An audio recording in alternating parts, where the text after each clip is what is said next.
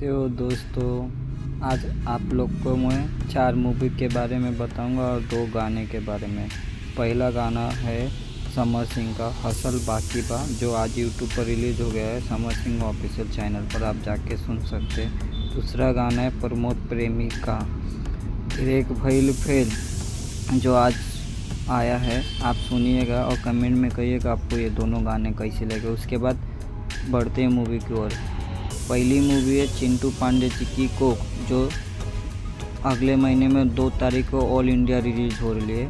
आप देखने के बाद मुझे कमेंट करने का कि आपको मूवी कैसी लगे। उसके बाद एक कोल्लू कश्यप की न्यू मूवी का ट्रेलर आने वाला है अगले महीने, मोटकी दुल्हनिया, जिसका ट्रेलर अगले महीने आ सकता है। और यश कुमार की एक और मूवी है जिसका भी ट्रेलर आने वाली है, रिटर्न टिकट, वो भी अगले महीने ट्रेलर आ सकता है। उसके बाद यश कुमार की और एक मूवी है जानवर और इंसान 2, जिसकी मूवी की शूटिंग स्टार्ट हो गया, आप देख सकते हो। लाइक करें और सब्सक्राइब करें, और मिलता हूँ मैं आपको नई वीडियो में। और सब्सक्राइब करके रखें, जैसे ही मैं नई वीडियो बनाऊँगा आपके पास नोटिफिकेशन जाते रहेगा।